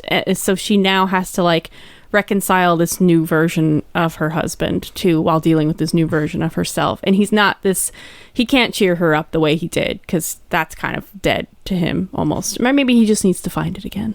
Find your humor, Lucian. Apparently you're fucking hilarious. You need new material, man. Yeah, you need material. Get him to a comedy show. And so, who would be Zahn? I feel like Zahn would have good stand up. Oh, sure. Yeah. Real subversive shit. Joke through the pain. Yeah. The gallows humor. Yeah. Lucian a tight 5. Yeah. Yeah, but for sure, I feel a little bit of their connection. I want to feel more of it. I definitely like that they're still together romantically, even through all of this and all these years apart, and they want to work through it. I enjoy that, but show me them working through it. Yeah. Well, I was really struck by at the end of Redeemed when she comes back from the little whatever Thresh's thing, and she's asking, "Are you still here?" And she's not asking Lucian, even though he responds. She's asking Isolde, and when Isolde kind of confirms that I'm still here, it says that she feels like not alone for the first time in a long time, which I thought was like, it's interesting that they say that, because Lucian is literally right there. Yeah, so it's that's so sad. It is sad. Yeah. Yeah, because I think we didn't really talk about it, but their whole vacation too, I do feel like they made a point of saying that the only reason they came to that region was because Lucian got a lead on another book that he thought might have the solution to her curse. He's very like single-mindedly like. For a second, I was like, yeah, it was like a sequel to a novel he really liked. They don't print it out in Dalaran anymore. It's like, 50 Shades of Black Mist. No. But yeah, so like it's very much, you very much get the feeling that Lucian, Senna's back, but not necessarily the Senna that Lucian wants. He wants like a different version, and he's really trying to find some sort of cure for this curse that might bring that version. So I can definitely see her feeling lonely in the presence. Did she like finally tell him like, I know what the curse is, man. You can stop trying to find books. Maybe not. Just yeah. That's a good question. Who knows? Maybe the curse is cured now that the soul's gone. I don't fucking know what happened at the end of that cinematic. God, let's not. Let's fucking not. All right. God. We got some AUs though. All right. I'm gonna grab another glass of wine and a snack. She gets started on the AUs because she's in very few AUs, but they're all the fucking most gigantic ones. Yeah, she is part of 6 AUs, and man, they're doozies. Yeah. For the record, I just a little shout out to me. Woo, John! Like tooting your own fucking horn. Toot toot. If you go to Senna's wiki page and look at all her skins, she does not have a Star Guardian skin there. I looked at all her skins and was like, huh. I swear to God, she was part of the Star Guardian event, so that I had to go to the Star Guardian AU page. And I was like, there she is. It's not on her page for some reason. But I knew. See, that's called not being asleep at the wheel. You took the initiative. You're proactive. Paying fucking attention. I didn't update the wiki, so I guess I'm not. But look, I mean, you're only one man, right? Yeah, like... exactly. Yeah. So first AU she's part of is True Damage. What is True Damage? Man, True Damage is the future. It's a collective of the best artists from around the world coming together with the best collaboration to make the best hip-hop music. We're 5 steps ahead of the game, and everyone else has gotta catch up. Dope. This one's True Damage Senna. Senna rose to fame with her stunning vocal range and iconic sense of style. But when a shady adversary from her past imprisoned her in a restrictive record deal that took away her creative you gotta get Rebecca back for that bit.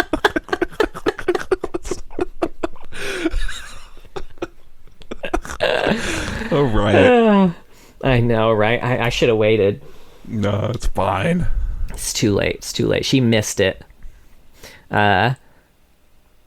She vanished from the spotlight. After years of living in the shadows, she now emerges as the lead singer of True Damage, with her mind set on defining her legacy on her own terms. And this has a prestige skin. Having topped the charts once more, Senna finds herself in the familiar space of fame and celebrity. Between cosmetics deals and fashion shows, she offers a clear message to fans and haters alike. Don't call it a comeback. Senna's been here for years. Sweet. I'm loving the hashtag Free Senna situation we had going on there for a moment. Right. Get her out of the conservatorship. Fuck. Now, we've got 2 cinematics for this. Technically 3, actually. So, first one is Breakout, which is a badass CG skin trailer with teasers for the music video, because this was released before the music video was actually released. Okay. You kind of get, like, snippets of giants in the background. It's pretty neat. And then you've got the Giants music video, which is a badass music video. Senna is performed by Keke Palmer, who hadn't yet hit her level of Nope fame, so it's pretty exciting get. I always forget that's her. And then I'm going to add this to the cinematics list, the 2019 World's Opening Ceremony. There's no lore here, just a live performance, but like fucking go watch it if you haven't seen it. Like, go watch it. It is the most incredible technical achievement ever for an opening ceremony. And I'm counting it as a cinematic because they're just fucking... Because it's a cinematic. It's so good. But live. Yeah. Yeah, that one was pretty good. Now that I'm thinking about it. And then she's in a comic, technically. Harmonies. Tensions are high in the KDA recording booth, and everybody needs a break. Seraphine's feeling super out of her depth, so Akali takes her on a motorcycle ride and tells her the story about how she started True Damage and how conflict is necessary to find the best versions of themselves. And we get a bunch of behind-the-scenes panels here of her in True Damage. We get a bunch of Senna, kind of recording booth shots here. Not just a poster on the wall. Yeah. Whoa. Oh. Big step.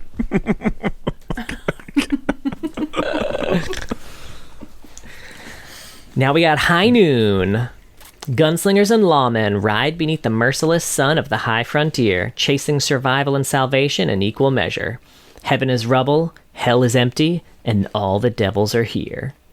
And this one is High Noon Senna. Once the greatest gunslinger on the continent, Senna's life would have ended when her heart was torn out by the devil. Save for the intervention of a higher authority. Mysteriously resurrected, with the heart of an angel and a demonic steed, she has returned to the west to restore the balance of heaven and hell, however she sees fit. Yeah. And she's part of 2 short stories here. The Stranger on the Road, which is a Talon story, where he just references the Gunslinger's revival, and he's talking about Senna.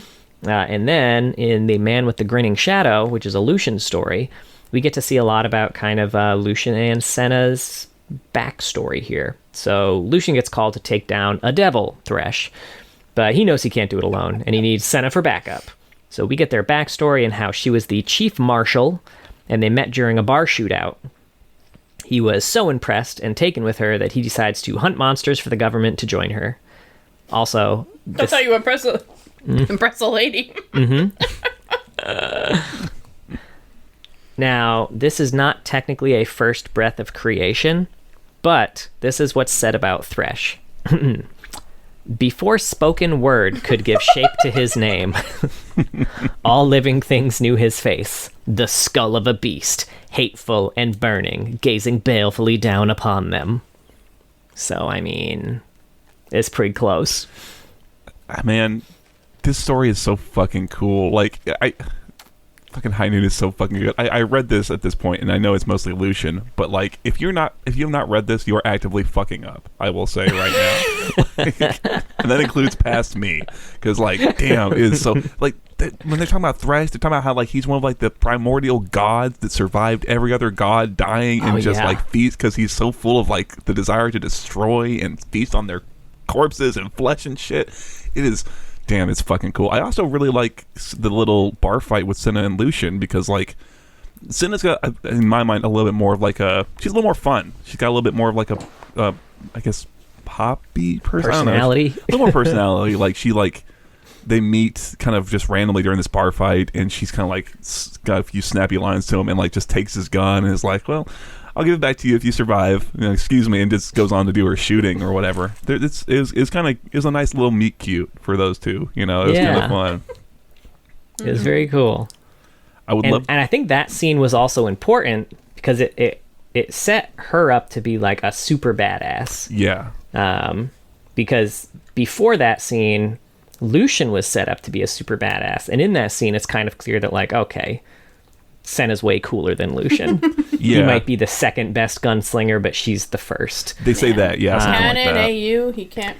And which it's impact, like that has even more of an impact when they finally do face off against Thresh for the first time. Oh, yeah. Because so this fight, it said, let's see, it lasts seconds before he slices open Lucian's gun arm so he can't fire anymore, and then cuts Senna's throat. Seconds. Yeah. You were talking earlier about like, oh, Thresh is really powerful, but in here it really communicates it because it's like they show up. Yeah, just like you said, it's great. It's so visceral in like the description of it. Yeah, because like going up to him too, there's like just caravans that have been destroyed leading up to him because he passed some caravans on the way, and there's just like skinned bodies everywhere, and it looked like he cut Senna's throat, and he took out a knife, and he was gonna skin Senna too, but then he was like, never mind, I'm gonna make a deal instead. Like, how would you like to trade me your soul for her life? And so Lucian was like, yeah, okay, definitely. So Thresh was like, cool, took his soul, and then fucking ripped Senna's heart out. Right? He's such a prick. What a meanie pants. I know, right? Such a jerk. So throughout the story, basically, since then, Lucian's been trying to find a way to contact Senna from beyond the veil. But so that's kind of what he was trying to do in this story. He heard that there was someone who could talk to people from beyond the veil. Turned out it was a trap. It was Karthus. He gets attacked and shit. But ultimately, after reading Senna's bio in this anyway, it doesn't matter because it turned out Senna got revived.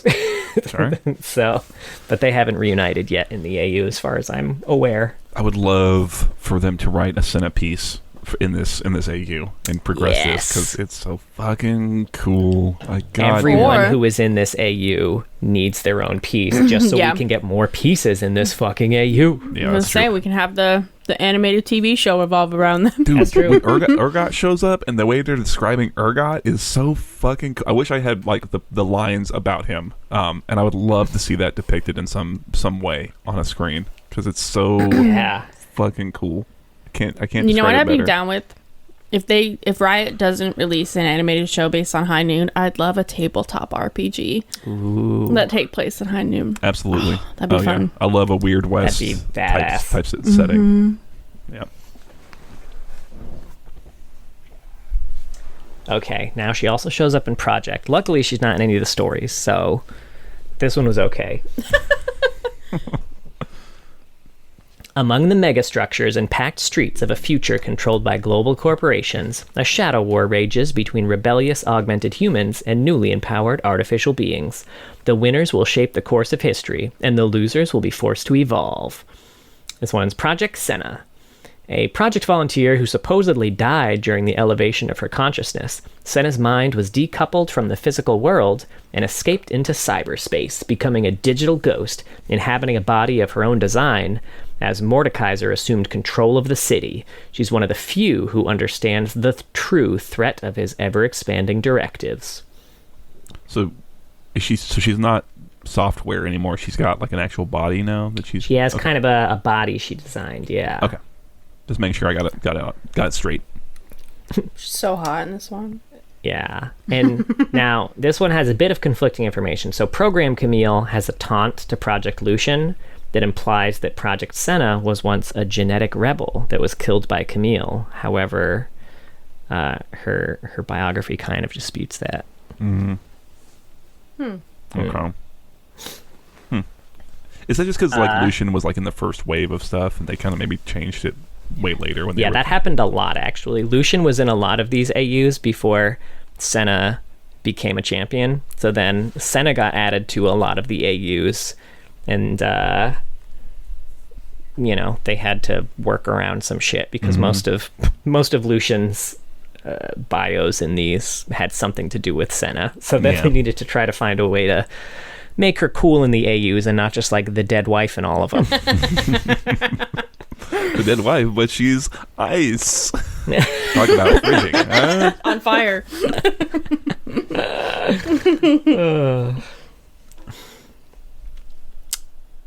Then we got Eclipse. Long ago, an order of monastic knights slew the vile gods of the old world using esoteric powers granted by the moon and sun. Now the world has grown dark and violent as those selfsame deities prepare their return, challenged only by the light of the eclipse. This one is Lunar Eclipse Senna. An ancient knight, long thought dead, freed from the eclipse cathedral's catacombs as Kale began to stir from her ancient slumber. Senna now aids her knighthood against the new threat of the Coven, saving whoever she can from the resurrected old gods, though she remains ever vigilant as the Sun Eater's return is now inevitable. And she has a prestige skin here too. Oh. Burning up the runway in a look inspired by an ancient order of magical knights, Senna brings a cold but determined energy to the gala proceedings. Evil beware. These looks can kill. I've never and seen kill this. again. I've never seen this I don't one. normally like the prestige skins, but I like this one. Normally the prestige skins lore are like a continuation. Yeah, right? Not This this isn't one. Champions, but victorious. not this one. Yeah, I was gonna say this sounds like the victorious one. I like her shades in the base one. Yeah. Also, I never knew she had a bewitching skin. What the fuck? This is the base one. Huh? Yeah. When did she get a bewitching skin? Probably pretty recently. Yeah, it must be. It was 2022. It's with the Anivia. I've never seen this. I want it. Will this go on sale again in October? Probably. Oh my god. I love it. Sorry. I love Senna and I love the bewitching skins and I never knew she fucking had one. Literally never seen it. Well, let's get to bewitching then. Who said witches can't have fun? Whoever it was, they're probably a frog now. Or some other cursed vermin, doomed to forever wander the streets watching the Eve celebrations from afar. Pretty harsh punishment, but what did you expect? They may know how to throw a party, but at the end of the night, they're still witches. This one's Bewitching Senna. When she was just a young witch, a warlock bound Senna's soul to a tome of spells, hoping to rid himself of her rising power. But her time spent disembodied only made her stronger. While others party, the overly serious Senna searches for ghouls and ghosts, planning to send them to the grave. Again! I love her. Look at her little glasses. I want it. I want it now. I want it now, Ryan. Oh, I've never seen this. Buck Wild. Alright, you're gonna have to buckle up for this one. Stargard. I gotta find it. It's not on her wiki, I told you. I know, It's- yeah. You're gonna have to look deep. I'll just Google Star Guardian Deep You're into gonna have to Senna. look deep in Mudtown for that one. Y'all are fucking disgusting. Stop talking about buttholes. Have you checked your butthole? Beat it, up, butthole. So this is Star Guardian.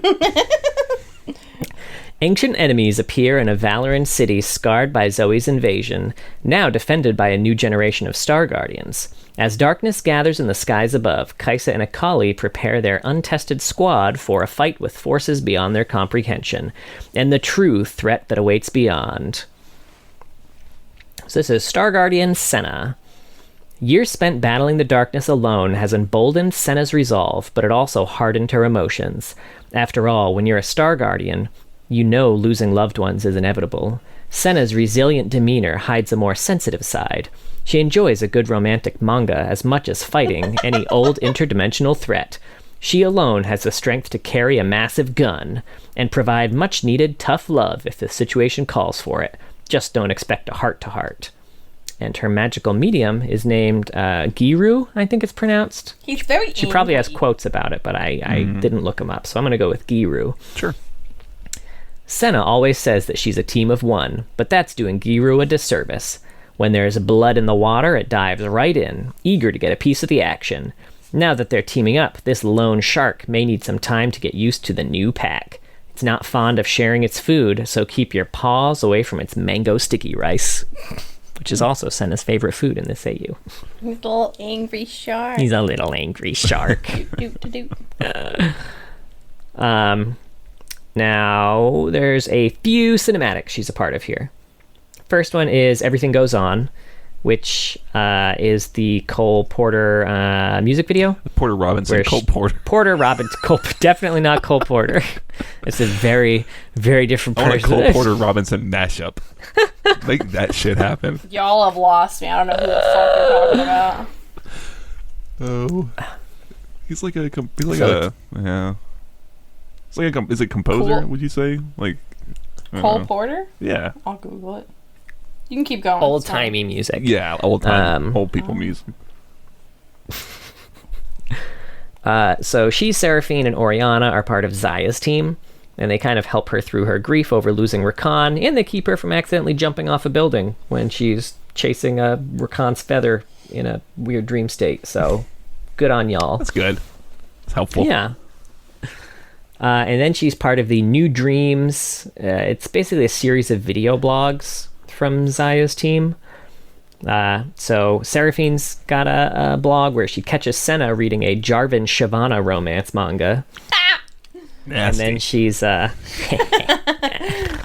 then she's training on the roof, shooting little Teemo target dummies, and she does 50% damage, and then Senna shoots it and does 250% damage. Oh, wow. Yeah. Little Mary Sue over here.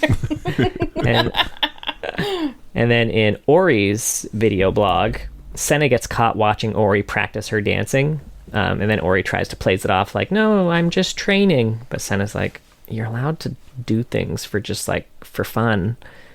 And then there's a big fight in Talkers, who is Oriana's ball in this AU, but is also an owl. He sacrifices himself to do a big explosion that kills all the enemies. But she's trying to repair him, and Senna's giving her support while trying to repair him. And in Senna's blog, she goes to the roof where Seraphine has called her up, and she sees Seraphine do 250% damage to the dummy she's been practicing. And then Seraphine's asking questions about a manga that she's been reading, and she's like, so this princess just looks for the prince the whole time?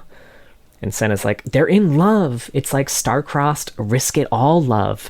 It's just like... And then Ori says, Zaya?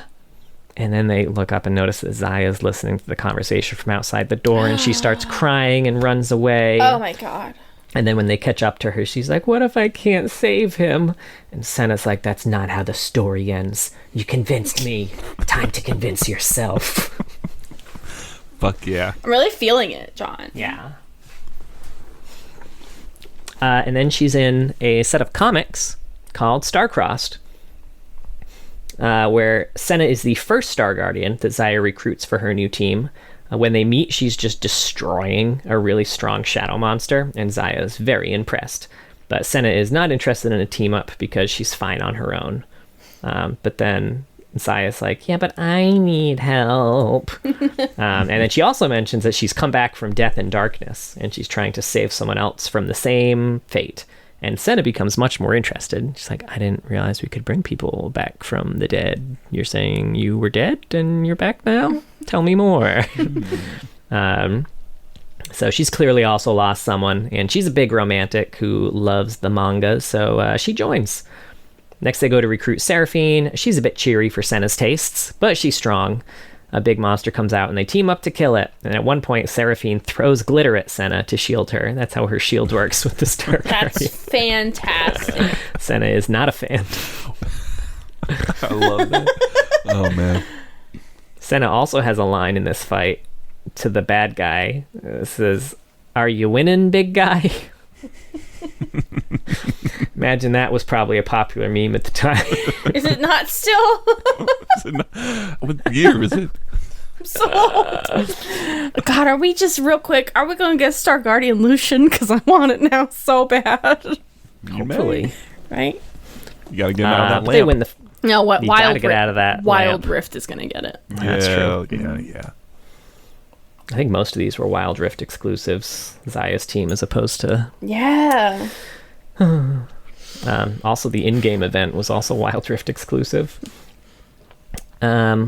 So, yeah, then they go to find Oriana, who's practicing emotions, because she used to be a robot, but is now a Star Guardian. Love her so much. Then another big fucking enemy comes out, so they team up and fight it. And then they try to teach Oriana why love is the most powerful force in the universe. Is it though? It is. If you're a Star Guardian, star in love. You got that locked and loaded. Convinced me, yeah. I had to read a lot of this comic, okay? Clearly. It's been He's a Star brainwashed. Guardian. Truly. I'm an honorary Star Yeah, Guardian in your now. heart. So they're all fighting in the city, the same city where the other Star Guardians are doing their thing with fiddlesticks. And Rakan is there. Zaya gets sloppy and Senna saves her. Then they're being overrun, and Ari and MF come to save the day. MF compliments Senna's gun, and she tells her it eats souls. Eat souls really sounds like Isolde. Whoa. I know. Riot. Yeah. Finally, there's a big confrontation with all the Guardians and Rakan. Senna uses her mist to hide them while they strategize. Then Zaya just decides to 1v1 him with love, and they save him. Senna stays friends with everyone after the fact and continues reading her romance mangas. Good for her. And then, Garen Katarina next. yeah, Sure. That's entry level shit. yeah. She started with Garen sorry. Katarina and then moved Right. on to J4 Shavana, and then they're going to move on from there to God, what's his aunt's name? Say what? What's his aunt's name? Jarvan? Garen's aunt, Tiana? To Tiana. Yeah, so it's going to be no, she's going to Lux Silas. Tiana next. Sinjao. It's my pairing. Sinish. There's a. Okay, I'll think. Shiana. Yeah. Shinana. Who knows? The Shanana The Chronicles. Shanana Chronicles. Next on MTV. We're so fucking old. That show's not that old. This That's is from not like that old. 2017 or some shit. Yeah, but you know it from the books that came out. Well, yeah, because the books are awesome. Maybe I haven't read them in a while.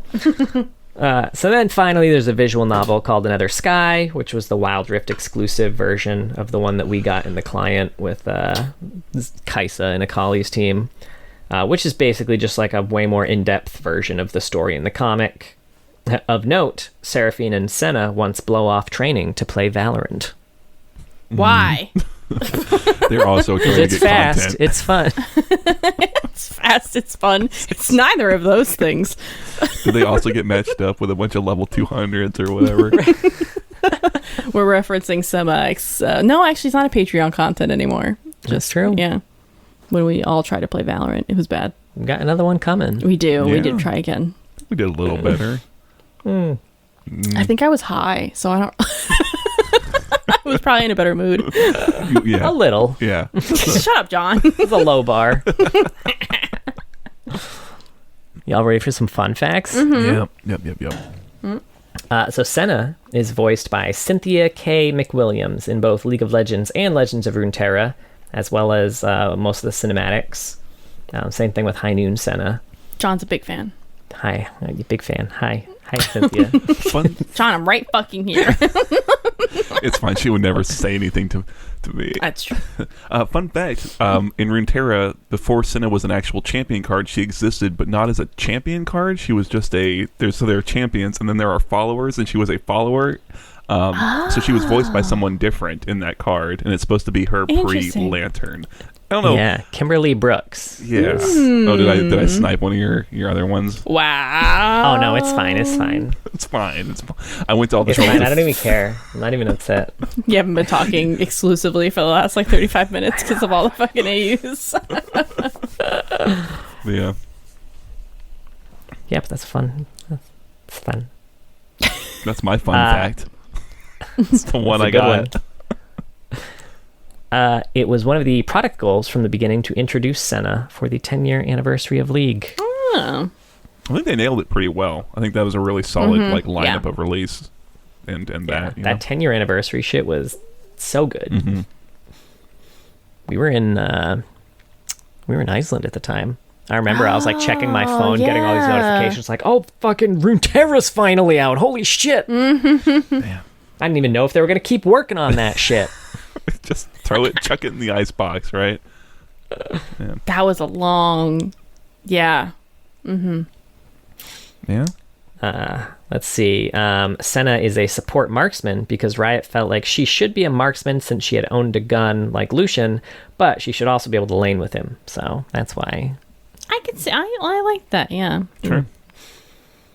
Riot hosted a Senna Dome before her release where multiple artists could contribute to brainstorming design ideas. Ooh, that's pretty cool. Did they ever? I assume they didn't, but did they? I think they do have a lot of like really? of that concept art, yeah. Ooh, I'll have to check that out then. That's pretty cool. And then several iterations of Senna's development kit include a version where she was dual wielding pistols and had 500 range. I can't visualize that. I know. A version of her ultimate that would allow her to blink after every attack. Oh my god. A version of her passive that granted her infinitely stacking percent maximum health damage. They couldn't do that. They were like, the tank man has got to get rolling in. We can't. And then an iteration of Piercing Darkness that healed minions and turrets. Oh, weird. Which I feel like was it's something that you don't get. Alistar used to have that shit. Yeah. with his Yeah, he healing could of heal. minions Oh my god, you're to right. really And like you would fuck fuck up with enemies' people. last hits, but you don't really get that as much anyway. Oh, that would have been fun. I never would have utilized it properly because I suck at League, but The turret thing makes me think of like Fortify. Remember that old one? Yeah. Get that little Fun time. shield and attack speed increase and all that shit. It's a lot of fun. Piercing Darkness is inspired by Lucian's Piercing Light. And Absolution is inspired by Thresh's Damnation. Both granting infinite scaling stats, with one each of these stats usually being increased with growth. Like normally, like Senna, normally people get attack power just naturally when they level up, but Senna doesn't. She only gets it through her passive. And Thresh, people normally get armor through leveling up, but he doesn't. He only gets it through his passive, gathering souls and shit. Senna was given a canon due to League previously lacking a railgun fantasy, as well as to have a vastly different silhouette from Lucian. Sure. A teaser for Senna would cover both Summoner's Rift fountains in black mist at the game start before she came out. oh, That's that pretty would have been cool. fun to see. I wasn't playing at the time. We mentioned this already, but Senna's theme was composed by Crystal Method, who also did Lucian's theme. Senna is one of 14 champions that have an ability that infinitely stacks an effect. She's still fucking busted, dude. So I feel like they never correctly balanced her, really. And then since Senna was present in lore before her release, it also means that she was present in multiple AUs, at least High Noon and Project, before she was actually released or had skins in them. Yeah. Senna is the second champion that cannot increase a stat through leveling up. So Thresh is the only other one who does that. If Senna and Thresh are played on opposing teams, a quest will trigger. So the in-game quest consists of one killing the other, and if you do so, you will earn the opposing champion's stack of souls. You won't steal them from them. You'll just gain extras. That still That's feels cool. Yeah, still feels pretty significant. I could be wrong. That's pretty It cool. seems strong. Yeah. And then Senna has among one of the longest attack frames in game at 0.5 seconds, while most champions are between 0.2 and 0.3. I cancel it. Really feel. I cancel it all the fucking time, dude. And I played like a good amount of Senna at this point, and I cancel her fucking auto attacks all the time. Especially if you play back to back Senna games or something like that, so you don't have that attack speed anymore, and you're playing a new one, and you're like, oh right, it takes me 8 seconds to auto attack something. Sure. Yeah, Now, sure. I could be wrong about this. This is just a fun fact of my own that I'm just kind of pulling out of Nice, thin winging air. it. Great. I think she might be tied for being in the most cinematics. Or not cinematics, tied for being in the most comics. Oh. I mean, Now I'm trying to think of who's in the most comics. So she's in 3 now, between Star Guardian, KDA, and the canon. Sentinels, what? Sentinel. And Sentinels? That's Sentinels. their Christmas Sentinels a one. lot. And I think the only other person who's in 3 is a Kali in the Zed comics, the KDA ones, and also the she also shows up in the Star Guardian one. At the very last frame of the Star Guardian one, she shows up. in on it. Yeah, it's. You might be right. I certainly don't know. I'm racking my brain right now trying to think, but there's not a lot of crossover on that like Zed one, for example. Yeah. Yeah. I'm just thinking, I thought like we wouldn't have to do all this again until Yorick, but no, Thresh. We still have Thresh to talk about. We got all the S's That's to after go the through, though. S's, It's yeah. okay. Yeah. Well, any final Senna thoughts? I feel like we ragged on her a little bit, but I don't hate her by any means. I liked Redeemed as a story, and I think like we had her some ideas and her criticisms, themes. I would like a good another story to the quality of Redeemed.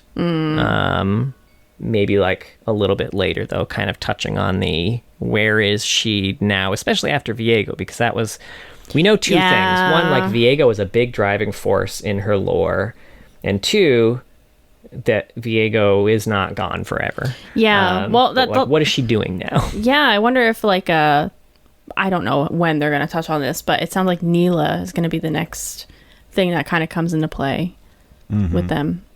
Yeah. Yeah. We'll see. Or not. We'll see. Yeah. I'm okay with Riot taking a break from this for a while in favor of a Void event. So I think they are too. I'm cool with that. Yeah. yeah, I think they're also good with it. Yeah, but that was Senna. Thank you for listening, and thank you, John, for doing. You always do good work, the man. most reading, but today or this Senna was really a fucking huge one. Dog. Yeah. So thank you. You had a few late nights there. You slept several hours today. I feel like to like recuperate from your late nights. Damn. Yeah. Son. Yeah. It was a little rough. Yeah, it was a lot. But It was anyway, worth it for you all. we have a Twitter. It's at Loreheads, and a Twitch, twitch.tv/Loreheads. John's streaming there on Saturdays, usually doing some TFT. And then we'll do some ARAMs sometimes. Well, John will always do ARAMs. Sometimes I join. TFT and ARAMs with chat too. So if you like, Yeah, if you want to jump in. if you want to join in, stop by, let me know in chat, and I'll get you in on some games. Yeah, and he's you were a Diamond TFT player for a bit there, so he's pretty good at TFT if you ever want to jump in and learn a little bit more. Yeah, and I haven't had much time to play this season, but I'm plat 2 Yeah, now. you're high up already, even with half-assing it, I feel like, and you're still plat 2. It's just buck wild to me. So if you want to learn a little bit more about TFT, John's always answering questions and explaining what he's doing and whatnot. So yeah, we have a YouTube as well. We've been posting a lot of clips and all the videos for these episodes, things like that. And we have a Discord if you ever want to jump in and chat with a bunch of other lore fans. And we have a Patreon. Oh my god, I keep forgetting to edit the Mario episode. I'm so sorry. By the time this goes up, there will be a review of Super Mario Brothers, the movie. The one everyone's talking about from the 90s.